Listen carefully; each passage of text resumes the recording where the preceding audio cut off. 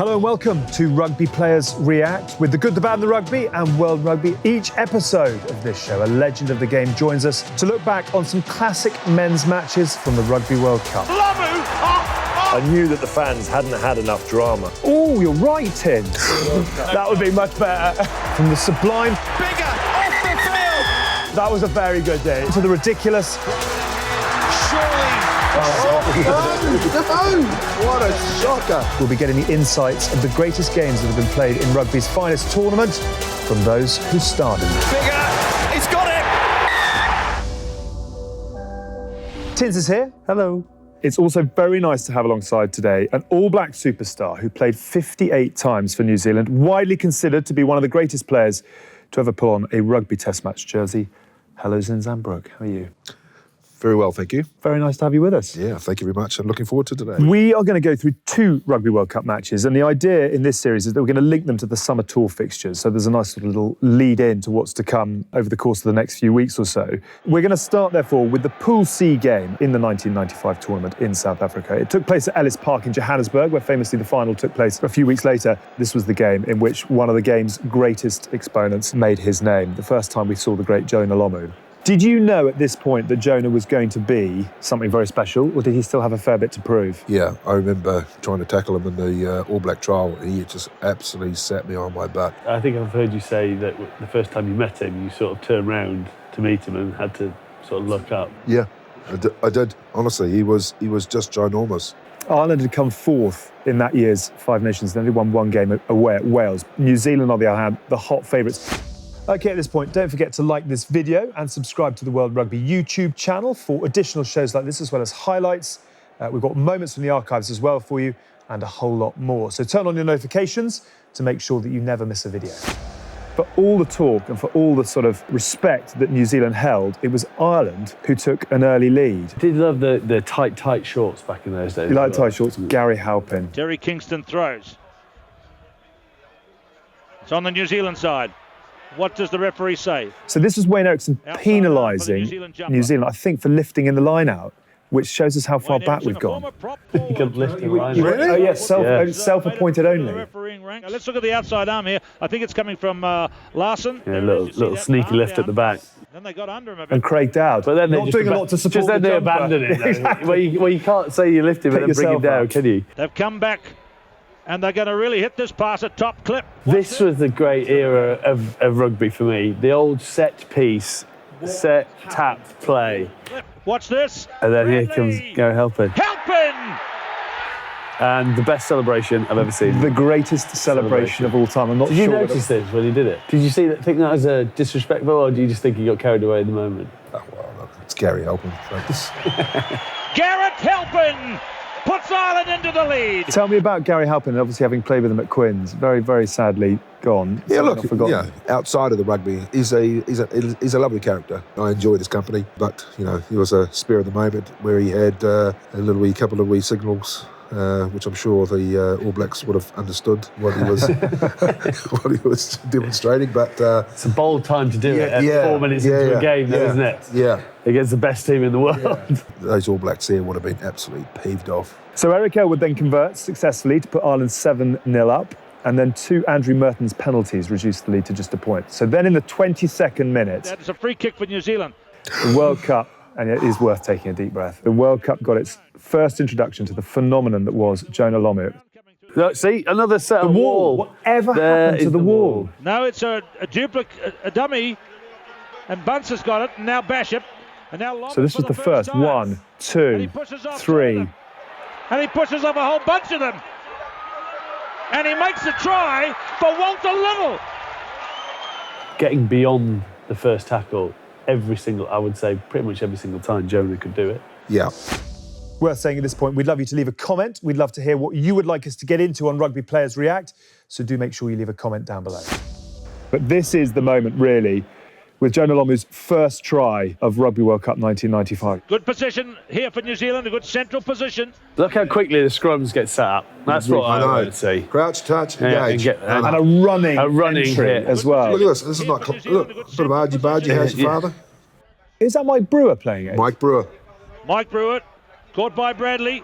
Kronfeld. Josh Kronfeld. He breaks a lot of tackles, to be fair. Yes, yeah, he But does. For someone who you wouldn't see as a, necessarily a tackle breaker, he breaks a lot. So that is Kicked Richard away to Wallace Lomu. and one of the greats in Brendan Mullin. And they were They just got squashed, didn't they? Pulverised. Look, yeah, look at the Richard Wallace. They go backwards. They go backwards now, so then it's done. And then that's very tactical that he's just dived over his own play. I tried. I couldn't quite make it. Number 11, Jonah Lomu. He just kicks it straight to him. It's like a pass from the All Black. Yeah.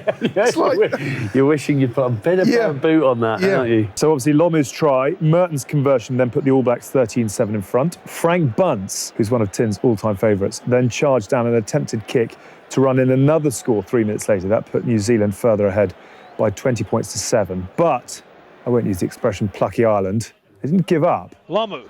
The damage that Lomu's doing. It's on the Irish side. Great turnover though. I didn't see the number of who it is.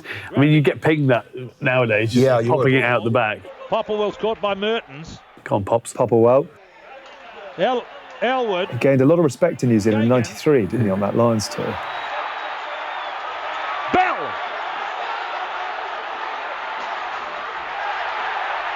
What a tackle by Bunce. Stopped the try, or has he? The try is awarded for Dennis McBride. Gagan plays such a critical part in this try there. Gagan was His arms running outwards. Ryan Evans, it's one of those people where you tackle and all you could ever find was bone, so it always hurt. What a tackle by Frank Bunce, though. Is that a knock on? Would that be a knock on, or was that a turnover? Plucky turnover. On hand to crash across. He could definitely pull those shorts a little bit higher, couldn't he? A lot of Simon Cowell activity going on there. So this is a vital kick for Ireland. It's one thing that Ireland never do is they never give up. I mean, they're a great team to play because you can't relax at any point, or they'll keep coming back. So that is half-time, with New Zealand 2012 in front. Referee was right there, and it's lifting against the Irish pack. So again, free kicks all over the place. More lifting Again, than more line now. lifting. Everybody's trying it. No one's getting away with it. And the wall. I mean, The wall is back. I would pay good money for teams to bring the wall back again. Mertz doesn't look like he wants it. And there he goes. It's a decoy again. Out to Bunce. Out to Kronfeld. Lomu. Just so easy. that's a good pass from Josh, actually, I have to say. What can you say?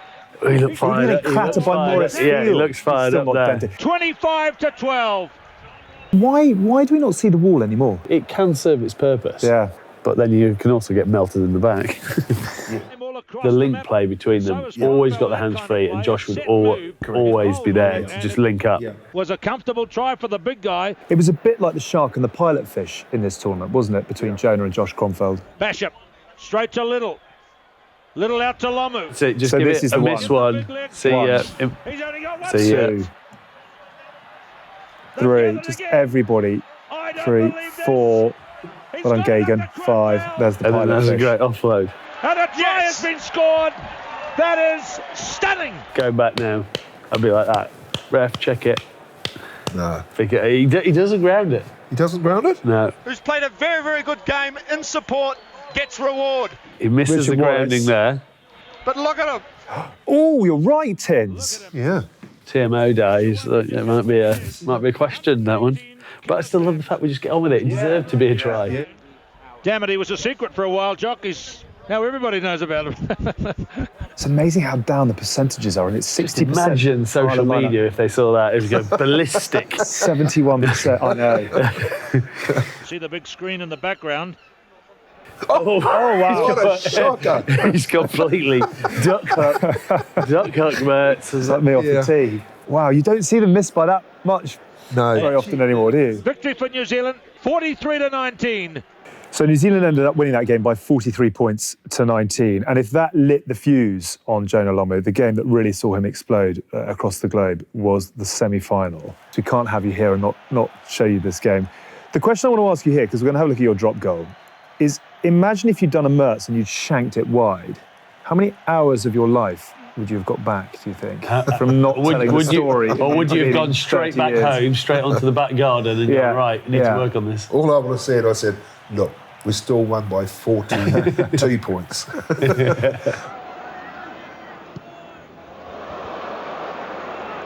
Slide kick by Ben Clark. Zinzan Brooke, he's trying a drop kick from a million miles out. What a Mark's had It's a lazy style. leg. Well, it's a lazy leg, that, isn't it? It's just That's the setup. you haven't tried to welly it. You've used the momentum of you being on the run. Correct. What an amazing goal by Zinzan Brooke. A little bit nice of a fade on bit it of as baby well. fade. I know. Yeah. Well, I was That's allowing not for your the, golf swing. I was allowing is for it? the wind. Oh, of course you were. Yeah. Did anyone in the kick go, Zinny, what you do? Great kick. Yes. Great when, kick, Zinny. when I'm there, Mike Brewer is screaming at me because Jonah's out there, and I just said, Bruiser, just relax, just watch this. Watch this. So that was obviously your moment in this game, but the 4 tries that turned Jonah Lomu into a global superstar. Wide to Lomu. He's got the bounce. He's handing it off his opposite. Lomu. To Lomu. Look out. Lomu in again.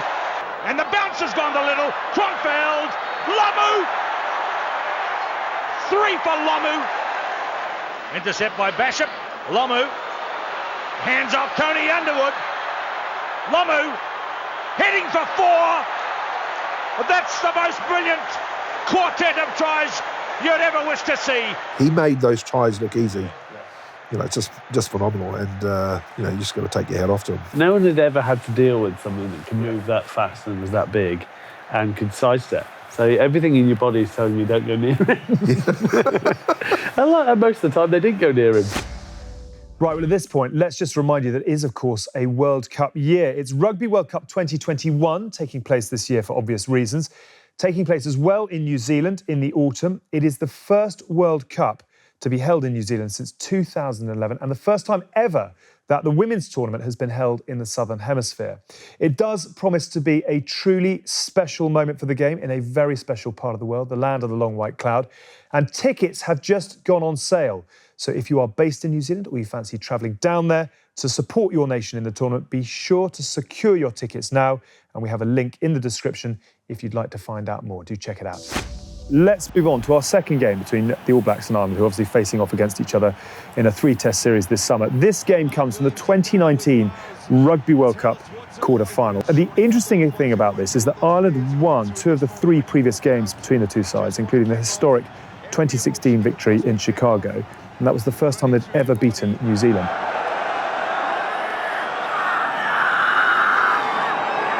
Do you watch through the history of the Haka and go just say how much better it's got and what a spectacle it is now? Yeah, it is. You were quite instrumental in that, actually, wasn't it? So Buck Shelford was the first who really said, right, this has got to become a tool that we use. But you carried that on? Yeah. Well, this is a war cry. The native New Zealanders, the Maori, which is what I am. Yeah. What you did before you go to war.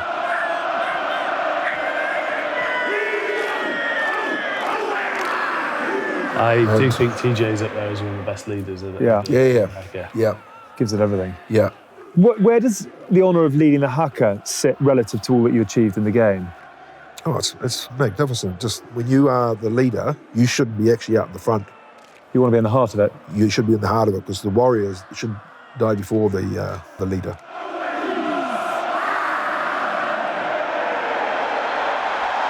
It's game on.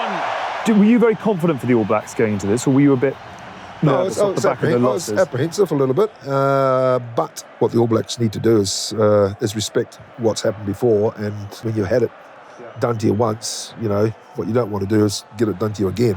Smith scanning for options, getting it to Kane. By that Smith, Aaron Smith reaches out and jams down the first 5-pointer for New Zealand. How high did you rate him? No, just special. He's a great go-to man, as in terms of, he's always doing all this to the players. Yeah. Come on. Energizer. Absolutely. I just love his. It's what you need off a 9, isn't it? Yeah. Constantly. Yeah. Constant banter. Come on. And he just sniffs it out. Look. Just sees an overfold. Yeah. There you go. Look, two of them, they all went to the same side. You see, because they're late off the ruck. he's just too sharp, Aaron Smith. That ability to spot that, Yeah, the yeah. heat of battle, blowing out of your backside. Is just, And almost not try and go too early. It's all Yeah. a timing thing as Correct. well. and once All Blacks start getting on a roll, they were such a well-oiled machine at this point. I think they'd won their previous 17 Rugby World Cup matches, or they'd obviously won 11 and 15, trying to make it the hat-trick. Once you go behind to an All Black side that knows what it's doing like this, it's very, very hard to wrestle back. And you always have to know that second half coming, they score so many points. Yeah, the fitness levels. Yeah, and they up the pressure. They play their way into a game. Everyone always thinks they throw it around from everywhere. It's very balanced of how the All Blacks attack, and then it just ramps and ramps and ramps. Good Hugh sends it out the back for Reece. He goes across to Bridge. Reece to Bridge. George Bridge. 3 away now. Can they ice it? New Zealand getting close. Ireland come round the corner. Smith looking for his second. He's over. Is it a try? Is it ever for Aaron Smith? The awareness to realise that guy's definitely going to be punished. He's offside now. He ain't going to tackle me again, and he's left a hole. He just reads, there's no defence to the left, and he goes there, Aaron Smith. He is the lead. Was Smith one of the most influential All Black players of the last 8, 9, 10 years? Yeah, absolutely. Yeah, he's remarkable. You know, he's another one of those guys. He's like a 1.5 man. Yeah. But also going through that transition period of having done 15 and 11 and losing those players after 15 that he lost. You've got to have someone who drives those standards and will keep lifting with quite a new batch of players that were coming in terms of especially around that back line. Yeah. Okay, Ireland, it's one of those days for poor old Ireland where just nothing went right, and all the hopes of going into a World Cup quarter-final just end up unravelling. So this was Ireland again, who at the time, well, certainly in the year before, had won a Grand Slam and were a hugely well-oiled machine in attack. But then you come up against an All Black side on a day like this. Barron finishes it off. The All Blacks machine is purring in Tokyo.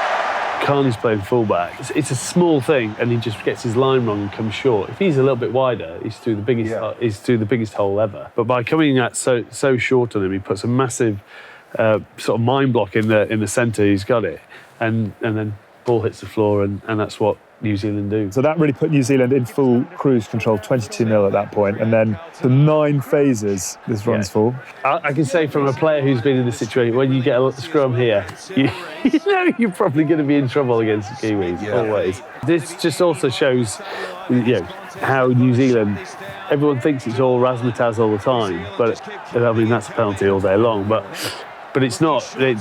The pick and go grunt game is always nuts and bolts of what it's built on. You earn the right to go wider. What's this, about 7 phase? Lethal in close. Linnett Brown. Ireland defending well. Moody lets it go across his face to Reid. Back to Taylor. That is so symptomatic of New Zealand at this stage. They just had the all-court game to take you on up and front. The pressure just keep putting you under pressure, because if you don't give a penalty away... Look how economical he is. Yeah, he's...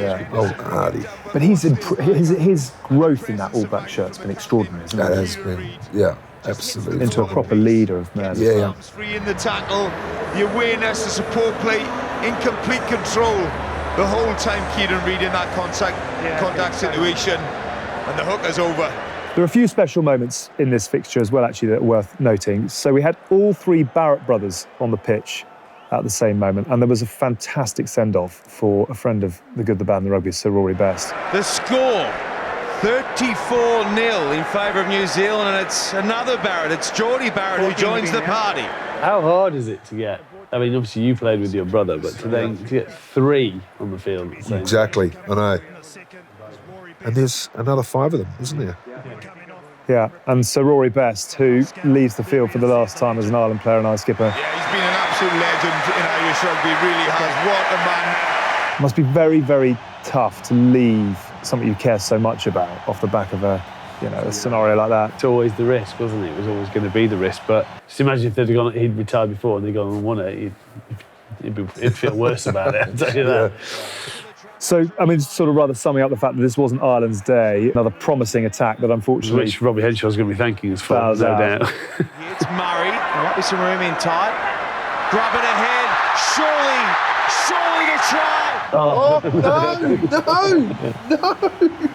no. You just know sometimes, don't you, that those are It's not your day is done. That kind of sums up Ireland's night. He's got this. Robbie Henshaw. Cha-chings it. And we know what quality of player that Robbie Henshaw is. It's just That's a lovely little dink there. It's just like, I'm going to get it down. Can't mess it up. Oh, no. I think he closed his eyes. Hopefully he's not going to watch, because that's going to give him nightmares again. Robbie Henshaw did make amends actually for his drop ball in the end, got over the line, but the All Blacks won by 46 points to 14. It was very much the end of an era for Ireland and for Joe Schmidt and for Rory Best. Joe Schmidt retiring from coaching, Rory Best retiring from all things rugby. And the All Blacks went on to the last four, where they came up against an inspired England side who won that day by 19 points to 7. I'm not sure I've ever seen a better England performance. I don't think there's been a better England. Well, there definitely hasn't been a better England performance in any World Cup. There were some good mullets in that 2019. Yes, it was. Yeah. Well. From the trendsetters of '87 to the trendsetters of 2019. What a lot of fun reminiscing with you. Yeah, it's nice. Some great times. Yeah. Some great days and some great men and players as well. That is it for this episode of Rugby Players React. Many thanks to Zinny, many thanks to Tinds as well. For more great rugby content, including a special extended reaction from this episode, do head to world.rugby/video. There is a link in the description below. But thank you very much indeed for joining us, and we'll see you again soon.